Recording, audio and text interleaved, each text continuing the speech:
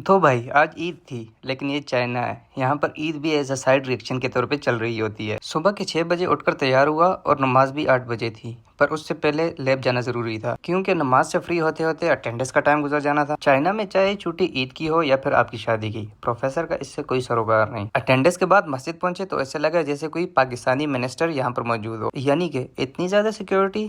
یار generally China میں ایسا ہوتا تو نہیں ہے۔ سیکیورٹی چیک پوسٹ کراس کرنے کے بعد اتنے رش میں اپنے لیے جگہ ڈھونڈی اور پھر تھوڑی دیر بعد امام صاحبان بھی آ گئے، نماز پڑھی، خطبہ سنا اور پھر چائنیز لوگ 4 نوافل ادا کرنے لگ پڑے، جو کہ جنرلی پاکستان میں نہیں ہوتا۔ پھر باہر نکلنے کے لیے تھوڑی دیر ویٹ کرنا پڑا کیونکہ گیٹ پر بہت زیادہ رش لگ چکا تھا۔ بس پھر جلدی جلدی دوستوں کے ساتھ عید ملی اور پہنچ گیا اپنا عید کا سوٹ پہننے، یعنی کہ وائٹ لیب کوٹ۔ اپنے پاکستانی بھائیوں کی طرح میں بھی مصروف ہو گیا، بس صرف فرق اتنا تھا کہ وہ کسائی بن جاتے ہیں اور میں ریسرچر۔ پاکستان سے ایک دن پہلے عید ہونے کی وجہ سے کوئی خاص وشز نہیں آئی، سو میں بھی کام میں مصروف ہو گیا۔ اور مزے کی بات، چونکہ آج جمعۃ المبارک بھی تھا، اسی لیے 12 بجے تک کام کرتے رہے اور پھر چل پڑے لنچ کرنے اور نماز جمعہ ادا کرنے۔ لنچ میں ایز یوزول نصیب ہوئے نوڈلز، کیونکہ نہ تو قربانی تھی اور نہ ہی گوشت اور نہ ہی اسے بنانے کے لیے وقت۔ 6 بجے جب بہت زیادہ تھکے اور چھٹی کا ٹائم ہوا تو پارٹنر کے ساتھ پلان کیا اور نکل پڑے کوئی اچھا سا کھانا کھانے۔ جب پھر مزیدار سا برگر، شاورما اور پیزا کھایا تو تب محسوس ہوا کہ آج تو کچھ اسپیشل ہے۔ چونکہ نیکسٹ ڈے ویکینڈ تھا، اسی لیے انجوائے کر کے رات کو تسلی سے 10 بجے واپس روم پر آئے اور پھر ایک لمبی نیند تسلی سے سو گئے۔ اگلے دن پھر جب آنکھ کھلی تو دیکھا 2 بج چکے تھے۔ اٹھ کر تمام پاکستانیوں کو عید مبارک دی